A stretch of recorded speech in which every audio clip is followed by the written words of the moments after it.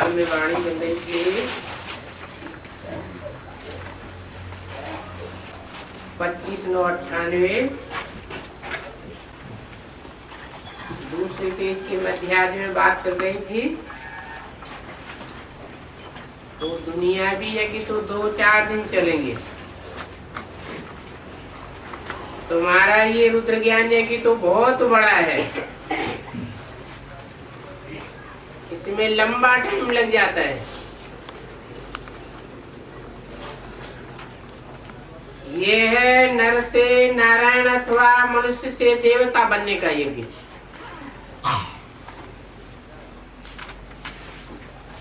वो यज्ञ जो होते हैं उनमें कोई नर से नारायण और नारी से लक्ष्मी नहीं बनता है।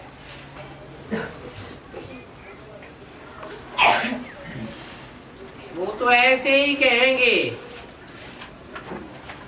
कि हमारा रुद्र ज्ञान यज्ञ है, वास्तव में ज्ञान होता भी नहीं है। रुद्र यज्ञ ही रचते हैं।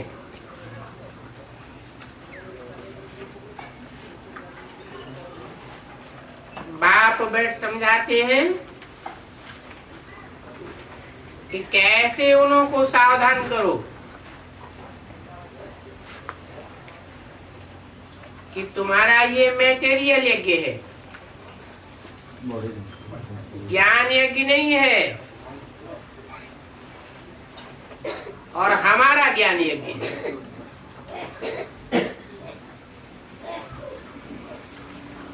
वो मैटेरियल इकट्ठा करते हैं, चित्र इकट्ठे करेंगे, साज सामान इकट्ठा करेंगे,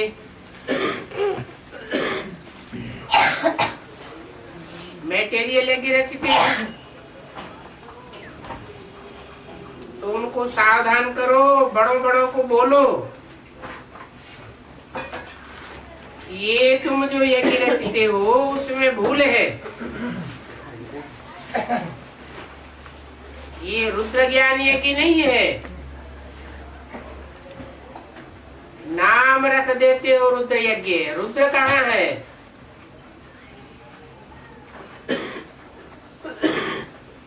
परम पिता परमात्मा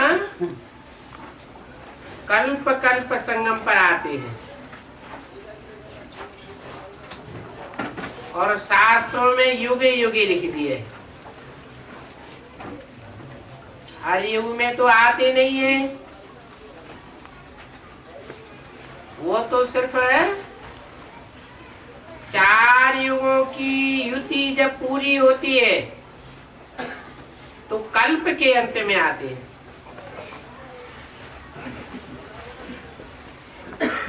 ये शास्त्रों में युगे युगे लिख करके भूल कर दी है। अगर हर युग के अंत में आवे तो 4 अवतार ही होने चाहिए। 24 अवतार कैसे लिख दिए?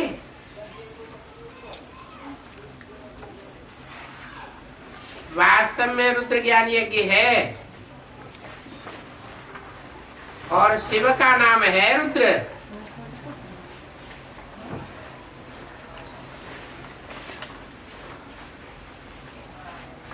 शिव का नाम शिव ही है।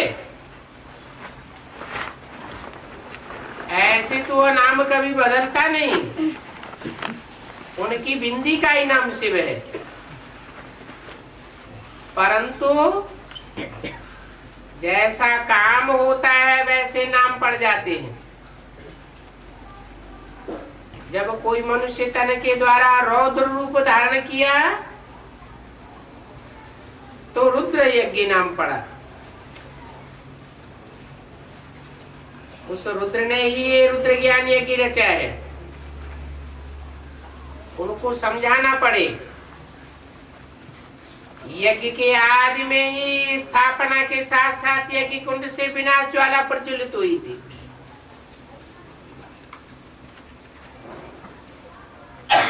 तो आदि में ही ये ज्ञान यज्ञ रचा गया था, जिसके द्वारा वही रुद्र सेवा था।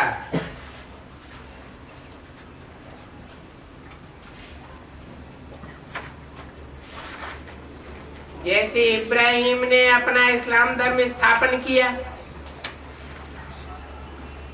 बुद्ध ने बौद्ध धर्म स्थापन किया, वैसे रुद्र का है ये रुद्र ज्ञान यज्ञ, जिससे विनाश उजाला प्रज्वलित होगी।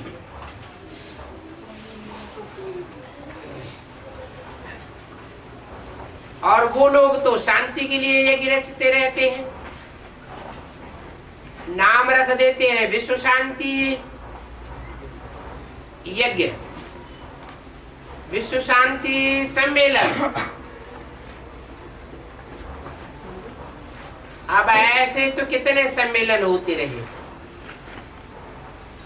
विश्व में शांति स्थापन होने के बदली और ही अशांति बढ़ती जाती है।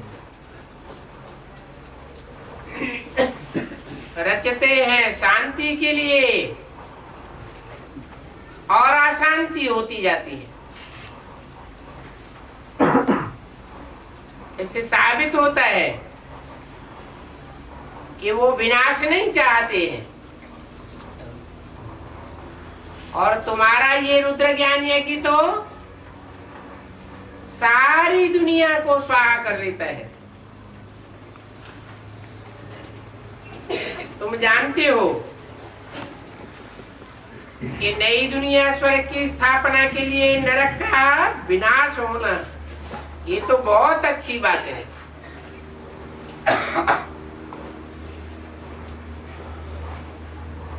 सारी दुनिया का विनाश होता है। भारत अविनाशी खंड है,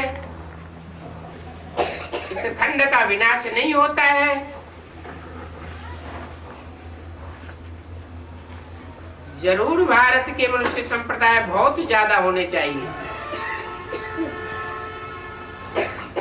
पहले पहले आदि सनातन देवी देवता धर्म था, उनको सारा कल्प हुआ है। शास्त्रों में 33 करोड़ लिख दिया है, परंतु ये तो समझाना चाहिए जरूर और धर्म वालों से देवता धर्म की आदमशुमारी जास्ती होगी,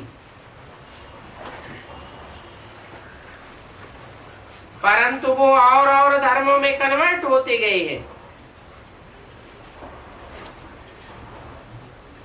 तो जो कन्वर्ट हुए हैं वो निकले कैसे? बौद्धी, क्रिश्चियन, मुसलमान आदि जाकर के ढेर बने हैं। इसलिए संख्या थोड़ी रह जाती है। ये भी ड्रामा है, इसमें समझने की विशाल बुद्धि चाहिए।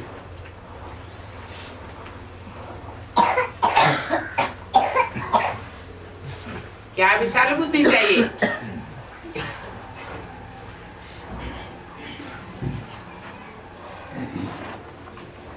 सूर्यवंशियों की संख्या कम क्यों हो गई?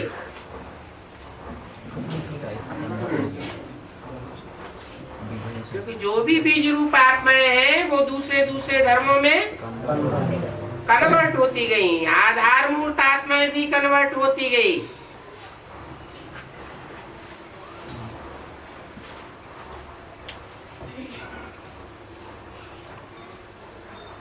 जब तक बुद्धि में ज्ञान नहीं बैठा है तो सिर्फ अर्पण में होने से कोई फायदा नहीं। अर्पण हो जाते हैं, ज्ञान बुद्धि में बैठता नहीं है, फिर भाग जाते हैं।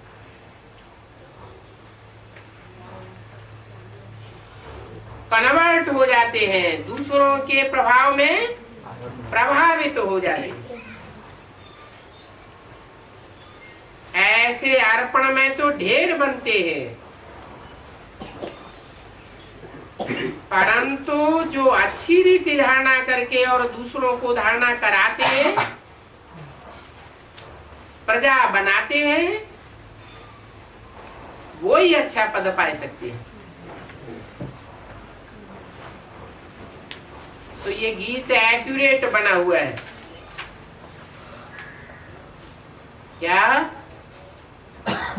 तुम्हारे बुलाने को जी चाहता है, इसलिए जी चाहता है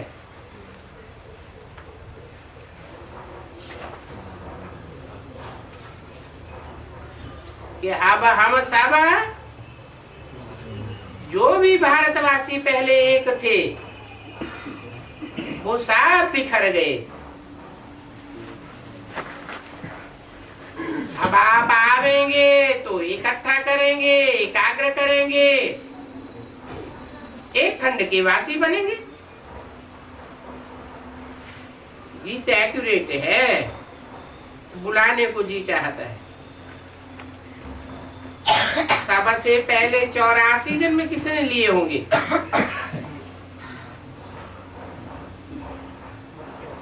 जो बाद में आने वाले हैं उन्होंने 84 जन्म लिए होंगे या आदमी आने वालों ने लिए होंगे?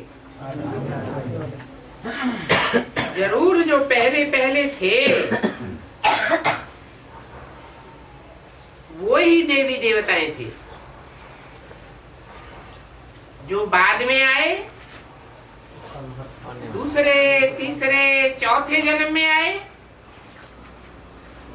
अथवा और भी बाद में आए, वो सब कच्ची कन्वर्ट होने वाली आत्माएं हैं। जो द्वापर युग से दूसरे धर्मों में कन्वर्ट हो जाती हैं, वही कन्वर्ट हुई आत्माएं कल्प के अंत में जब कल्पांतकारी बाप आता है तो कच्चे ब्राह्मण आकर के बन जाती है। वो कच्चे ब्राह्मण रुद्र के रचे हुए रुद्र ज्ञान यज्ञ की गहराई को नहीं पकड़ती, ऊपर ऊपर की बातें उठाए लेती हैं और फिर बाद में अपोजिशन करने लग पड़ते हैं, कोई न कोई के प्रभाव में आने के कारण।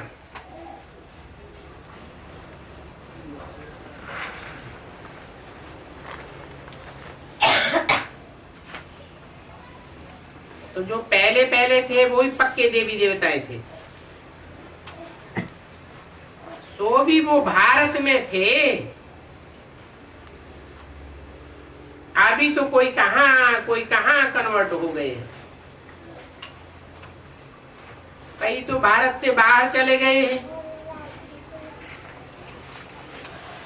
नहीं तो वास्तव में भारत जैसा बड़े से बड़ा तीर्थ कोई और नहीं हो सकता। 25/9/98 की वाणी का तीसरा पेज। और सभी धर्म स्थापक जो है उनको भी पतित बनाने के लिए, भगवान पतित से पावन बनाने के लिए भगवान को भारत में आना पड़ता है, क्योंकि हैं तो सब बड़े से बड़े पतित है। सबको पावन बनाने वाला एक ही है, ये तुम जानते हो। तुम्हारे में भी नंबरवार या थार्थ रीति चल सकते हैं। तुम कहेंगे हम रुद्र ज्ञान यज्ञ में बैठे हैं,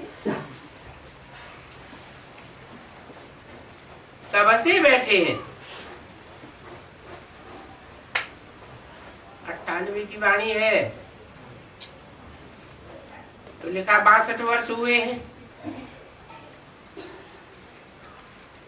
ऐसा कोई यज्ञ होता है क्या जिसमें इतना समय, लंबे समय से बैठे हुए हों? वो शांति स्थापन करने के लिए यज्ञ रचते हैं थोड़े समय के लिए रचेंगे। तुम्हारा तो बड़ा लंबा समय है।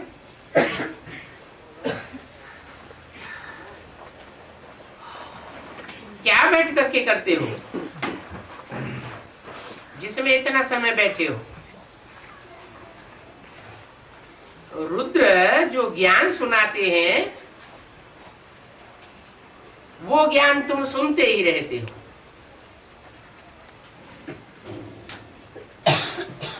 रुद्र ज्ञान सुनावेंगे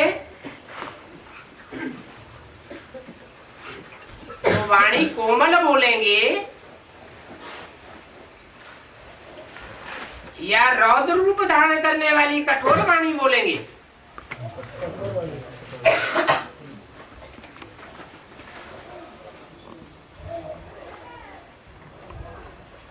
तुम जानते हो जहां तक रुद्र बाबा इस शरीर में है तुमको सुनाते ही रहेंगे। कब तक सुनाते रहेंगे? जब तक सारी दुनिया इस रुद्र ज्ञान यज्ञ में स्वाहा न हो जाए।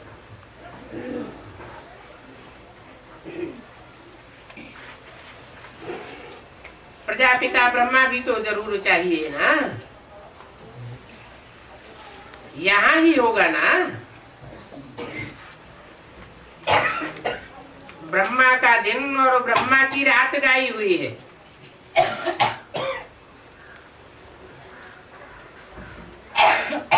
प्रजापिता का दिन और प्रजापिता की रात नहीं गाई हुई है।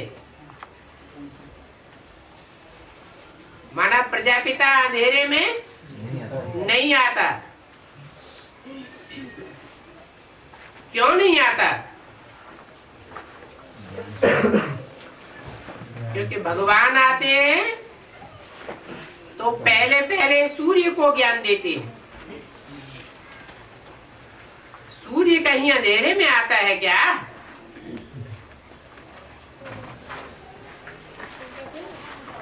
वो तो रचता बाप है।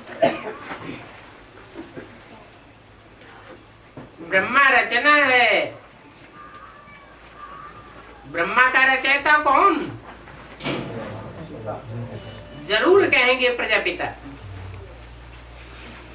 बाप ही ब्रह्मा की रचना करते हैं।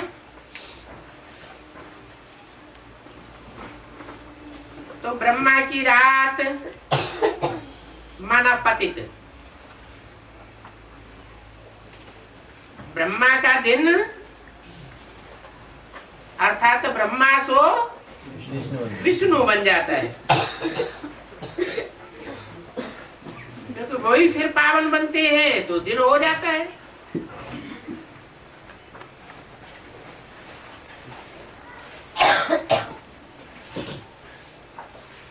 जरूर ब्रह्मा का दिन और रात गाई हुई है।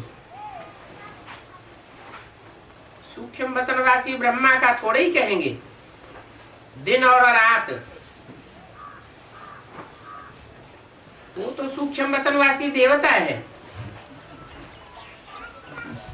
दिन और रात का प्रश्न यहाँ होता है। सूक्ष्म वतन में तो न दिन होता है न रात होती है।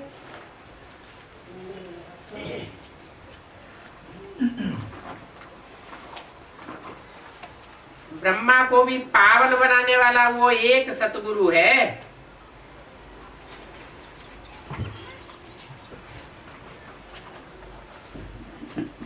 इसलिए लिए गाते हैं, सुंदर मेला कर दिया जब सतगुरु मिला दलाल। वो सत्य बाबा है, सत्य टीचर है, सतगुरु है, तीनों इकट्ठा है। और एक ही तन के द्वारा है। ब्रह्मा के तन के द्वारा न बाप बन करके वर्षा देता है मुक्ति, जीवन मुक्ति का, न टीचर बन करके व्याख्या देता है मुरलियों के गुह्य रहस्यों की। व्याख्या सुप्रीम टीचर ही सुनाते हैं, और वो सदगति देने वाला सदगुरु भी है। तीनों इकट्ठा एक ही तन के द्वारा है। पहले जरूर बाप के बच्चे होंगे,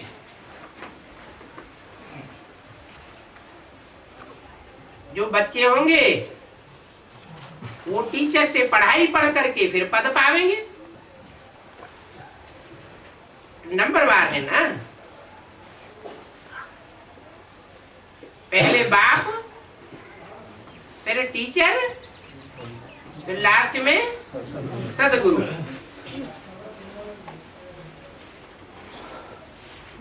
ये भी बुद्धि में रहे तो कितनी खुशी हो जावे। तुम पहले बेहद के बाप के थे ना, कब थे? यज्ञ के आदि में भी थे। यहाँ आए हो अब फिर पार्ट बजाने। भक्ति मार्ग में बेहद के बाप को याद करते आए हो। क्यों याद करते आए हो? क्योंकि वो है स्वर्ग का रचयिता।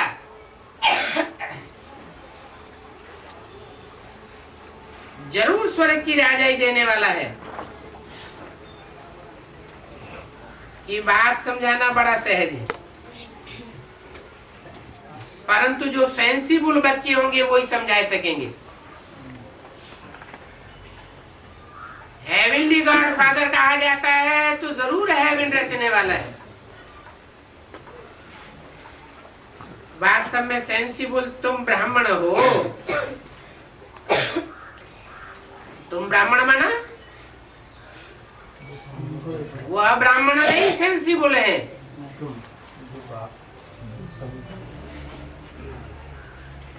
जो सेंसिबल होते हैं उनमें ज्ञान की गहराइयों को समझने का सेंस होता है, नहीं तो नॉनसेंस है।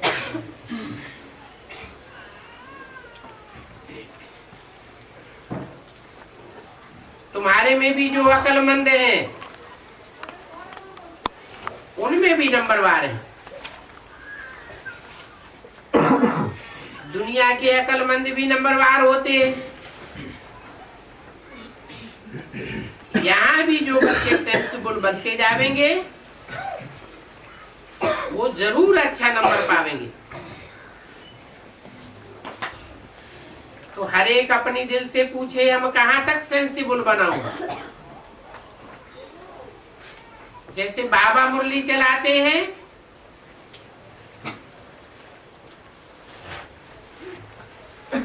वैसे कहाँ भी तुम्हारी मुरली चल सकती है।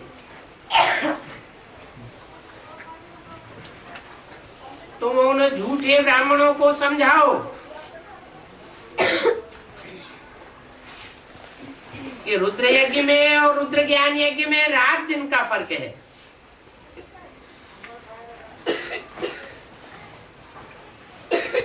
रुद्र ज्ञान यज्ञ रचा तो उसमें से विनाश ज्वाला निकली। यज्ञ के आदि में भी रुद्र ने यज्ञ रचा था, तो क्या हुआ था? आदि में भी विनाश ज्वाला प्रज्वलित हुई थी।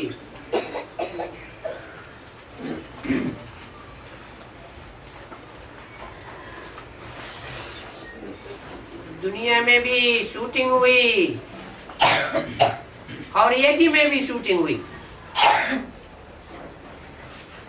42 से 45 के बीच द्वितीय विश्व युद्ध हुआ था। हिरोशिमा नागासाकी बम से उड़ा दिए गए थे।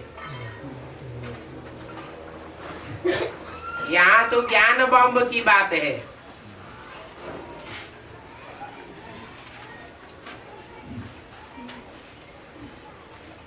आदि में भी सैंपल के रूप में स्वर्ग बना था।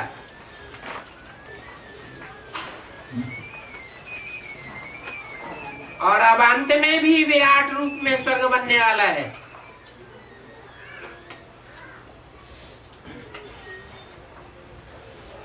विनाश भी होने वाला है।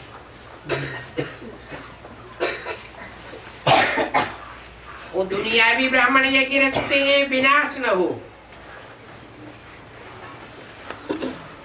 अर्थात स्वर्ग स्थापन न हो।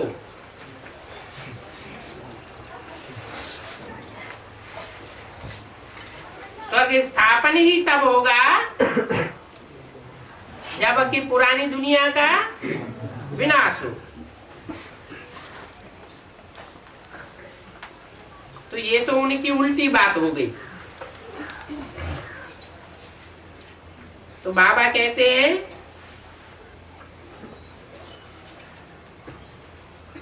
मैं इन सब का उद्धार करने आता हूं। मैं रुद्र ज्ञान यज्ञ का रचयिता हूं। तो तुम प्रतिज्ञा करते हो बाबा हम आप से ही सुन करके और सुनावेंगे और कोई की बातें नहीं सुनेंगे। क्यों? क्योंकि पहले भी सुनी सुनाई बातों से भारतवासियों ने दुर्गति को पाया है, अभी भी दुर्गति को पाते रहते हैं।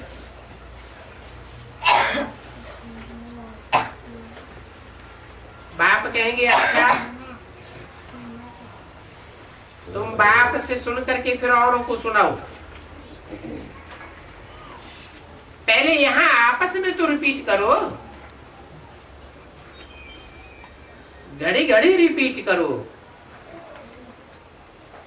जो फिर कहां भी जाकर के समझा सको।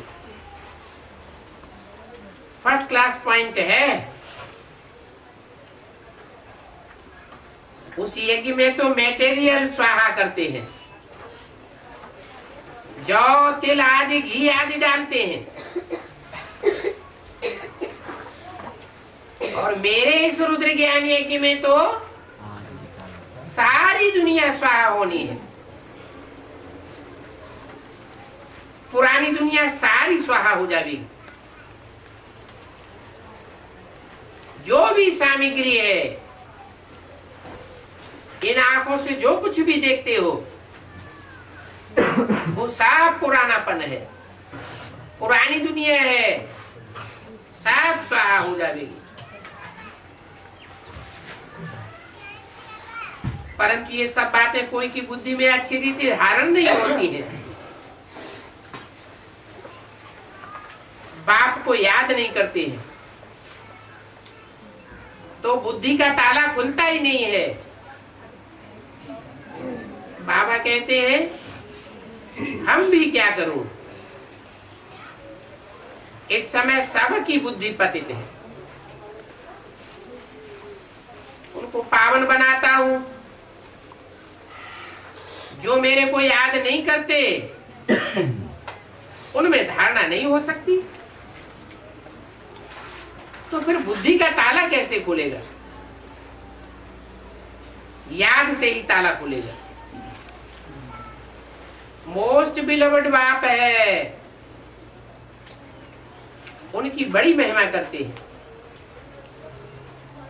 शिव बाबा की कितनी महिमा है, शिव की पूजा भी होती है तो जरूर आता होगा। पूजा किसकी होती है? पूजा होती है पवित्र की। जिन्होंने पवित्रता की धारणा की है उनकी पूजा होती है। अपवित्र रावण की पूजा नहीं होती है, पवित्र ब्राह्मण सो देवी देवताओं की पूजा होती है। और पवित्रता यहाँ प्रैक्टिकल में धारण की होगी। प्रैक्टिकल माना शरीर से। तो बाप की बड़ी पूजा होती है। इससे क्या साबित हुआ? बड़ी से बड़ी पूजा, कि बाप की जो बड़ी से बड़ी पूजा होती है, जरूर उसने इतनी पवित्रता धारण करके दिखाई है, जो उसे वर प्योर कहा जाता है। देवताओं को श्री का टाइटल मिलता है और बाप को श्री 108 का टाइटल मिलता है। जरूर आता होगा ना, बिगर आर्गन्स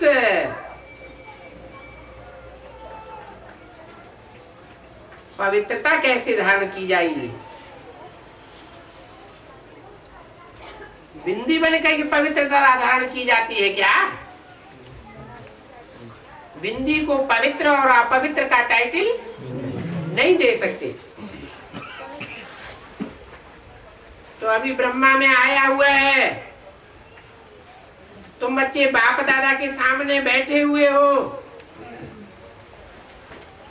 परंतु देवभान होने के कारण इतना लव नहीं जाता, तो फिर बाप के लिए रिगार्ड भी नहीं रहता। जब रिगार्ड नहीं रहता तो बाप जो डायरेक्शन देते हैं उस डायरेक्शन पर बड़ा मुश्किल चलते हैं, अहंकार में आ जाते हैं। बाप कहते हैं मैं तो निरहंकारी हूं। जब मैं तुम्हारा बाप निरहंकारी हूं तो तुमको इतना अहंकार क्यों आता है?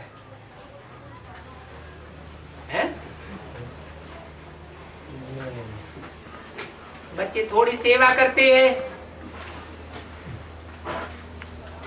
तो बुद्धि में अहंकार आ जाता है, मैंने सेवा की, इनको मेरे अंडर में चलना चाहिए।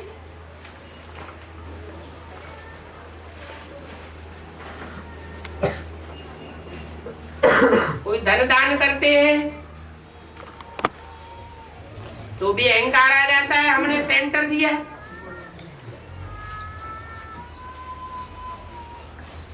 सेंटर में परवरिश लेने वालों को हमारी बात माननी चाहिए।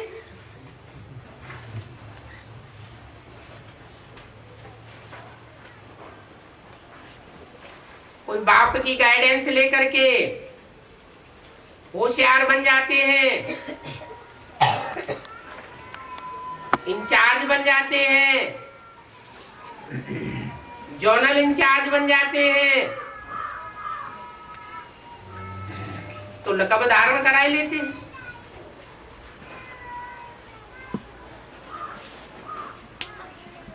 वर्ल्ड मदर,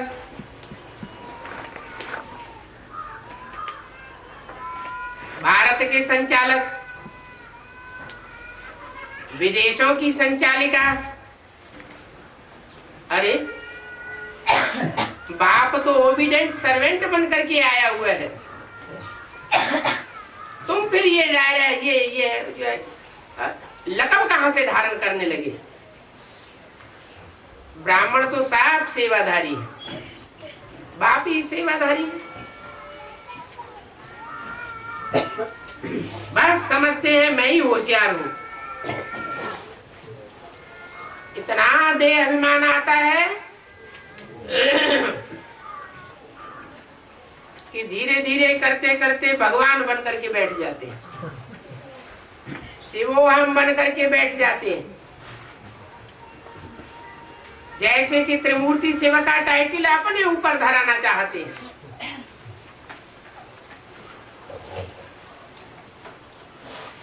पच्चीस 998 की वाणी का चौथा पेज।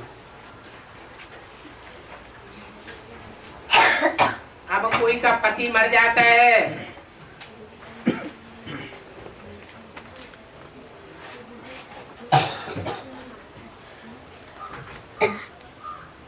तो उसकी देह खत्म हो गई, उसकी आत्मा तो निकल गई। फिर ब्राह्मण में आत्मा को बुलाते हैं, देह को तो नहीं बुलाते हैं। तो अपन को आत्मा समझना चाहिए ना। देह अहंकार घड़ी घड़ी क्यों आ जाता है?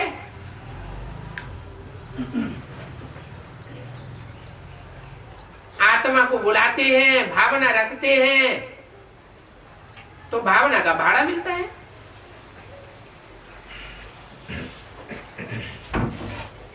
पति को याद करते हैं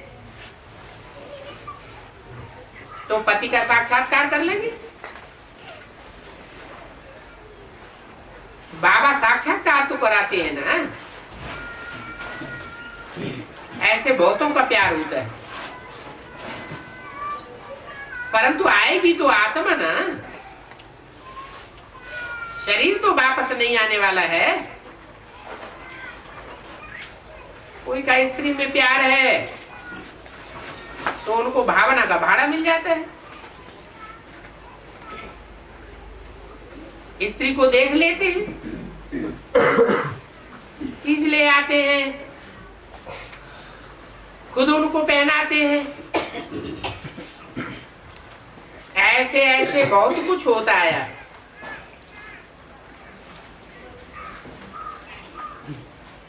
आगे बहुत विधि से खिलाते थे, जैसे गणेश को अथवा नानक आदि को याद करते हैं तो उनका साक्षात्कार हो जाता है। ऐसा साक्षात्कार बहुतों को हो सकता है,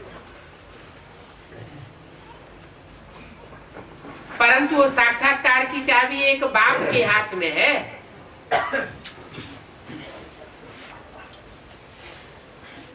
बाबा के हाथ में भी नहीं। किसके हाथ में है?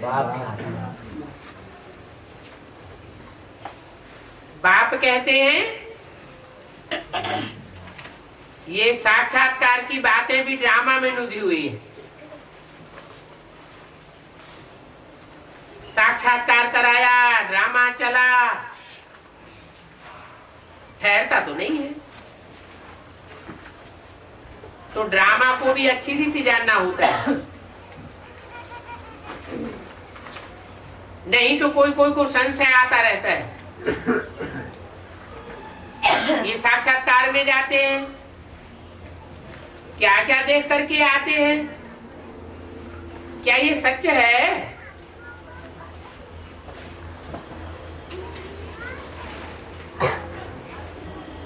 तो झूठ है क्या? जिन्होंने आज में साक्षात्कार किए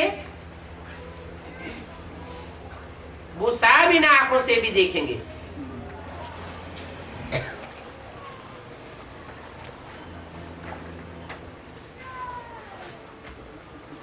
ड्रामा को अच्छी रीति जानना चाहिए।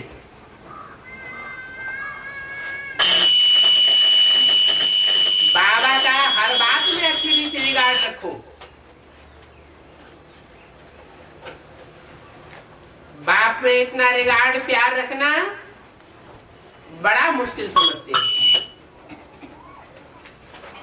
समझते हैं वो तो निराकार है।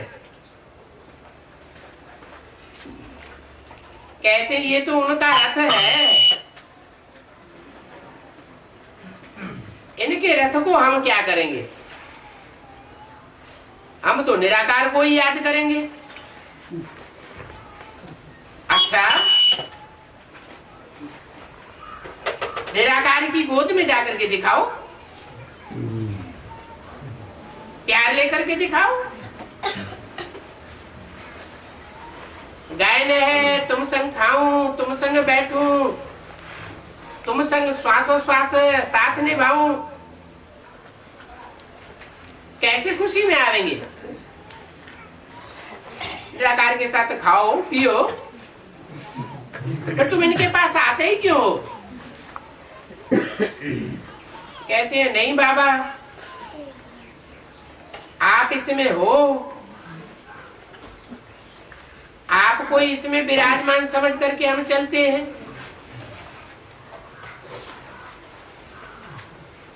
ये बातें बड़ी मुश्किल किसी की बुद्धि में बैठती है। ऐसे बहुत हैं जो गपोड़े लगाते रहते हैं, हमारा बाबा में बहुत प्यार है, हम इतने घंटे बाप को याद करते हैं। बाबा कहते हैं मैं भी पूरा याद नहीं करता हूं,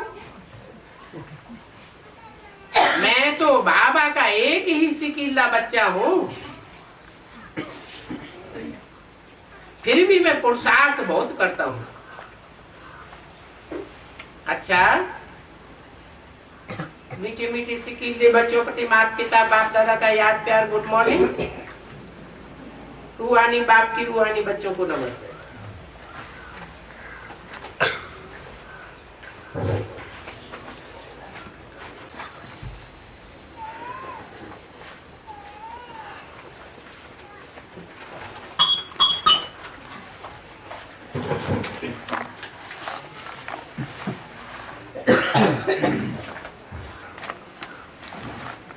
पच्चीस से 67 की वाणी का चौथा पेज।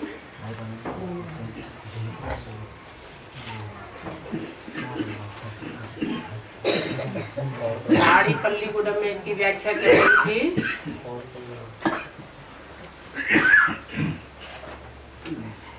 बात चल रही थी, सतयुग को क्षीर सागर कहा जाता है और ये दुनिया है अभी विषय सागर।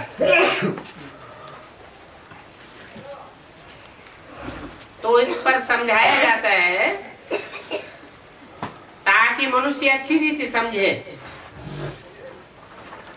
कि क्षीर सागर में सब खीर खंड होकर के रहते हैं और विषय सागर में सब मारा मारी करते रहते हैं।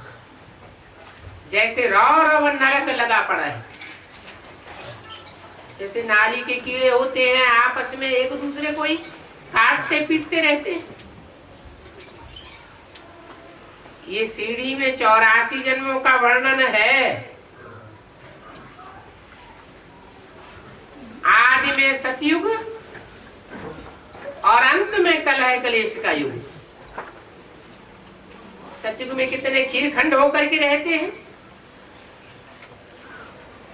क्योंकि सतो प्रधान होते हैं और कलयुग में तमो प्रधान बन जाते हैं। इतनी सहज बातें भी किसी को समझा ही नहीं सकते हो तो बाबा समझेंगे कि ये पूरा अच्छी रीति पढ़ते नहीं है, ये दुर्गति में ही खुश है, इनकी बुद्धि की सदगति नहीं हुई है,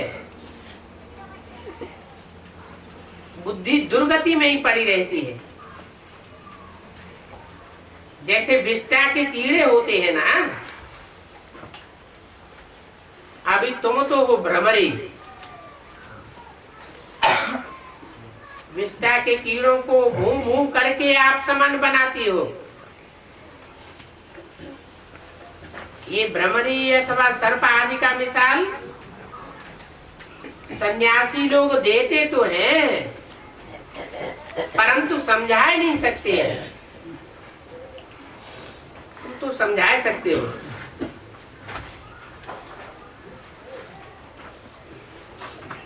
बाप तुम बच्चों को समझाते, सर्प जैसे पुरानी खल को छोड़ करके नहीं ले लेते हैं, ऐसे तुम भी जब जीते जी मरते हो तो ये पुरानी शरीर रूपी खल को छोड़ करके नई खल धारण करते हो। पहले बुद्धि का देभान उतरता है। वो सर्प भी 3-4 बार खल त्याग करता है। तुम्हारी बुद्धि का भी परिवर्तन 3-4 आयामों में होता है। 4 युग हैं, 4 युगों में आत्मा ने जन्म लिए हैं। तो हर युग की शूटिंग में 4 बार जैसे परिवर्तन होता रहता है। तुम भी जानते हो ये पुराना सड़ा हुआ शरीर है। पहले बुद्धि का परिवर्तन, फिर शरीर का परिवर्तन। इस पुराने शरीर को भी छोड़ना है, इस पतित बुद्धि को भी त्यागना है। ये दुनिया भी पुरानी है, शरीर भी पुराना है। ये छोड़ करके अब नई दुनिया में हमको जाना है। तुम जानते हो ये तुम्हारी पढ़ाई नई दुनिया के लिए है। अब ये पुरानी दुनिया खलास हो जानी है। सागर की एक ही लहर से सारा डावाडोल हो जाएगा। कैसे हो जाएगा? क्या अभी तक सागर में लहरें नहीं आती थी?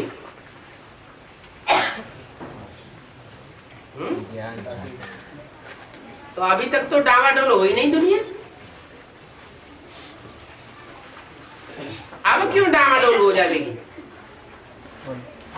भूकंप से बड़े लहर आए।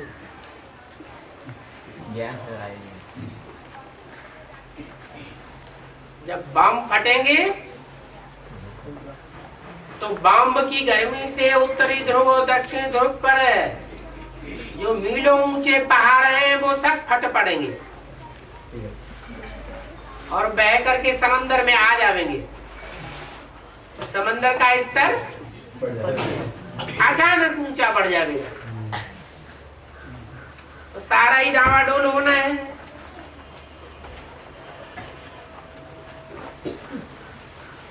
पानी मुख में पड़ता जाएगा तो यह मरते जाएंगे।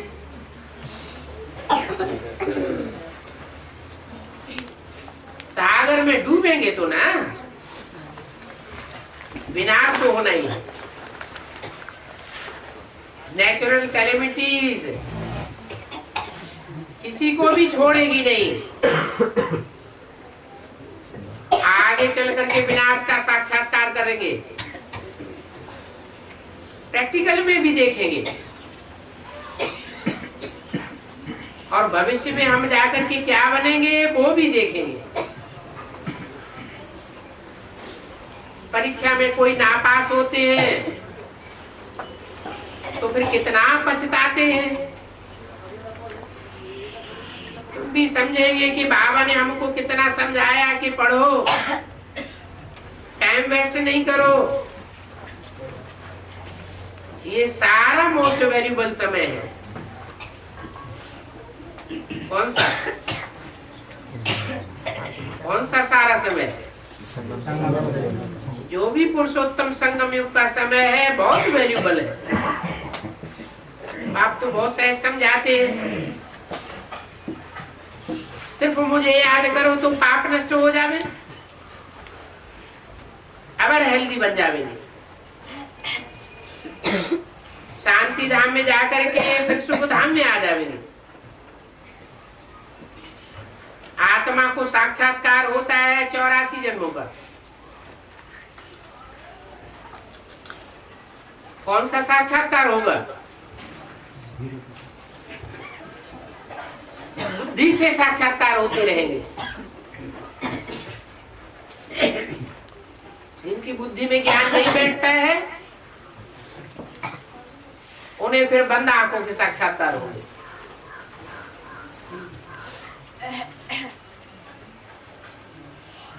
स्वप्न और साक्षात्कार की लीला चलती रहेगी।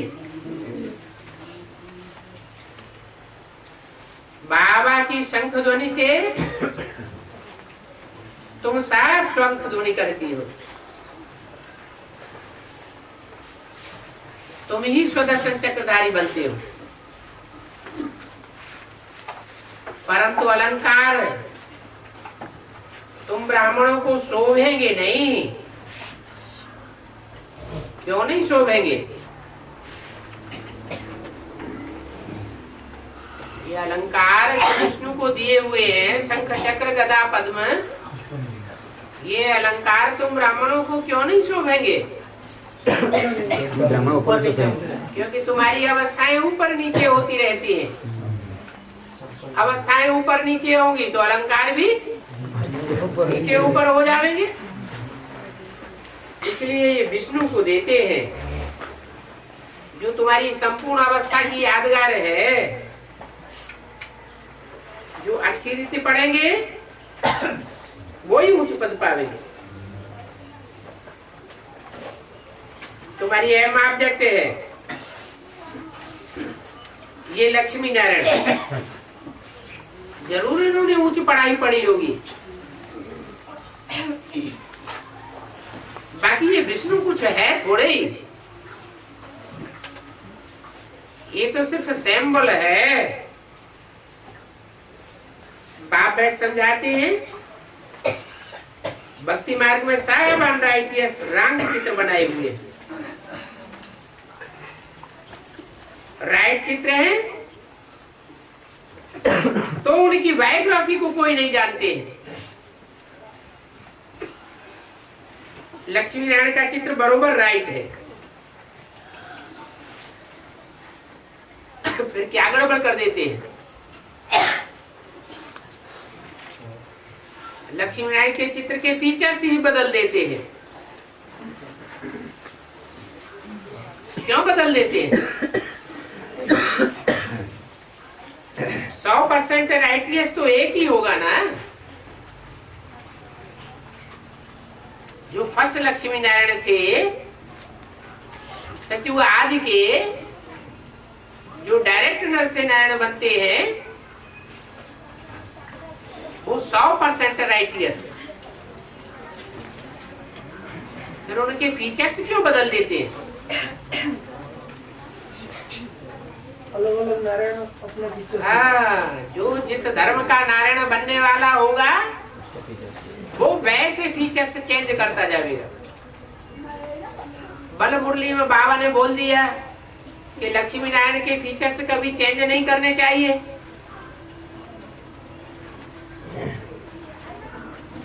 फिर भी उनकी बुद्धि में वो लक्ष्य बैठता नहीं है। कम कला के जो नारायण बनने वाले होंगे वो जरूर बाप के डायरेक्शन में फेर बदल करते रहेंगे। माया कोई को भी छोड़ती नहीं है।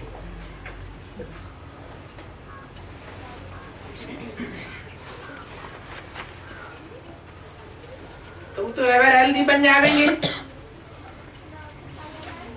शांति धाम में जाकर के सुख धाम में आ जाएंगे।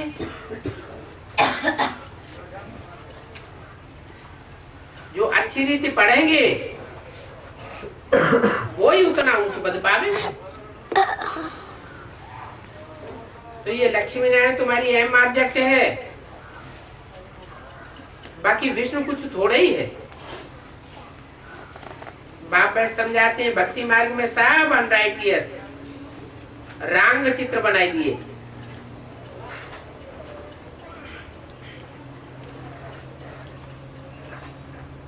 जिनका चित्र राइट है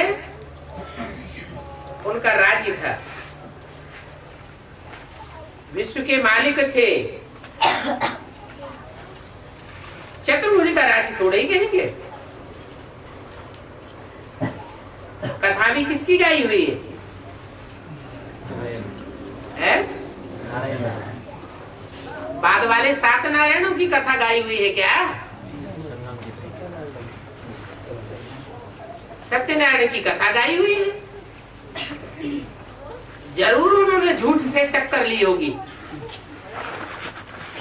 झूठ खंड की दुनिया में सारे ही झूठे,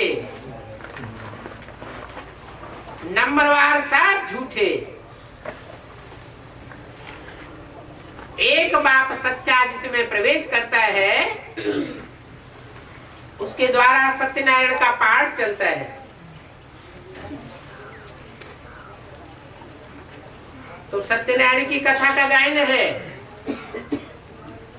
सत्य लक्ष्मी की भी कथा नहीं गाई हुई है। सत्य तो जरूर एक ही होगा। एक होगा या 2 होंगे? ट्रुथ इज गॉड कहा जाता है, गॉड इज वन कहा जाता है। इस झूठ की दुनिया में एक सच्चा और बाकी सब झूठे। अभी सच्ची सच्ची कथा तुम सुन रहे हो, ये एक की ही कथा है। दो चार की कथा नहीं है, ये नर से नारायण बनने की कथा है। वो झूठी कथाएं तो तुम जन्म जन्मांतर सुनते और गिरते आए हो। जानते हो विनाश तो होना ही है, इसलिए फिर भक्ति मार्ग में दशहरा आदि बनाते रहते।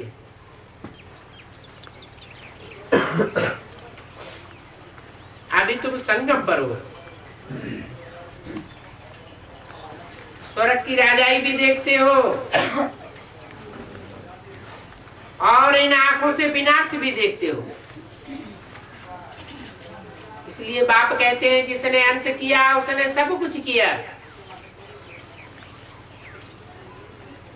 जो आज में होता है वही अंत में भी होता है। तुम ऑलराउंड पार्टधारी हो।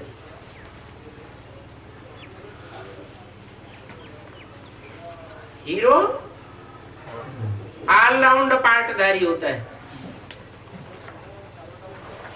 तुम सब हीरो पार्टधारी।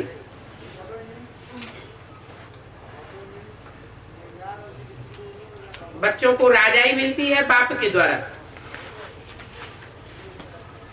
कौन सी राजाई?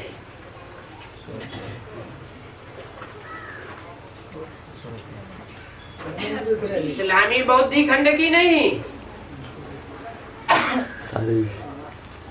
वो राजाई भी बाप ही आकर के देते हैं। कौन सा बाप? मनुष्य सृष्टि का बाप। लेकिन तुम राजाई प्राप्त करते हो ऊंचते ऊंचा राजाई, सूर्यवंशी घराने की राजाई, जो बाप तुमको देते हैं। उन सबको प्राप्ति होती है अपने अपने धर्म पिताओं के द्वारा, और तुमको डायरेक्ट बाप से प्राप्ति होती है। उनका जब राज्य था लक्ष्मी नारायण का, तब और कोई भी धर्म नहीं था, कोई भी राज्य नहीं था। इन लक्ष्मी नारायण का भारत में राज्य था। आदि सनातन देवी देवता धर्म के बदले हिंदू धर्म कह देते। आप कहते हैं ये अपने धर्म का नाम भी नहीं जानते, धर्म पिता को भी नहीं जानते, अपने धर्म ग्रंथ को भी नहीं जानते। कितने इडियट बन गए। अभी मैं इनमें प्रवेश कर तुमको सिखाए रहा हूं।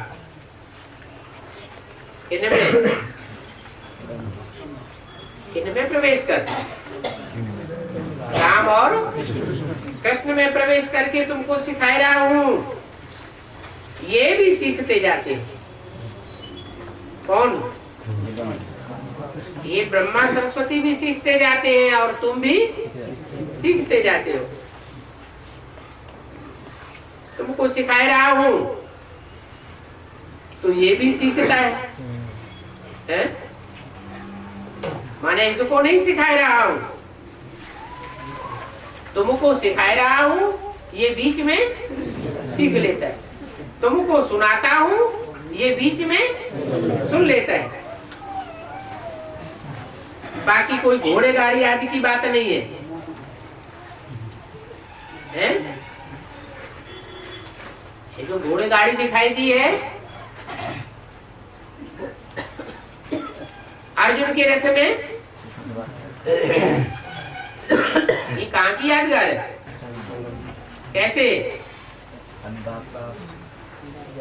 बाप जब आते हैं अर्जुन का रथ में सवार, तो अर्जुन माने जो अर्जुन करता है पुरुषार्थ का अपने शरीर रूपी रथ के द्वारा। वो शरीर रूपी रथ धारण करके इन घोड़ों का संचालन करता है,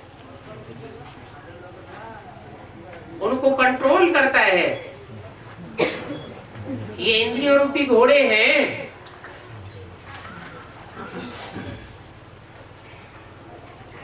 तो देखो शास्त्रों में भूलें कर दी है। तुम जानते हो ब्रह्मासु नारायण बनते हैं, ब्रह्मासु विष्णु युगल, विष्णु युगल सो लक्ष्मी नारायण युगल। ब्रह्मा सरस्वती के साथ दिखाते हैं, बाकी युगल मनुष्य कोई होते नहीं है। चार भुजा वाले मनुष्य तो मनुष्य होते हैं, और मनुष्य भी यहाँ पर होते हैं, सूक्ष्म बदन में तो कोई होते नहीं। तो ये विष्णु भी यहाँ चाहिए। संस्कार मिलाने की बात है, चार भुजाओं की बात नहीं है। सब भक्ति मार्ग के चित्र हैं। बाप आकर के इनको क्लियर करते हैं। बाप कहते हैं सबको भूल जाओ, इन चित्रों आदि को याद नहीं करो, सिर्फ बाप को याद करो, सबको भूल जाओ। अपने पास डायरी रखो, सारा दिन भर हमने कोई पाप तो नहीं किया, कोई को दुख तो नहीं दिया, बाप को कितना याद किया, इतना याद करेंगे उतने पाप कटेंगे। अपना मुखड़ा देखो कि सारे दिन में कितना याद करते हैं, कितने अंडों की लाठी बनते हैं। फिर ऐसा कोई न कहने पाए कि हमको बाप का पैगाम नहीं मिला, कि हम भी बाप को याद करते हैं। तुम बच्चों को सबको पैगाम देना है। बाप कहते हैं अभी मौत सामने खड़ा है, नेचुरल कैलेमिटीज है, बहुत भारी नुकसान कर देगी। बाम्स में ऐसी आग भरी है जो फट से सारी दुनिया को खलास कर देगी। ओम शांति।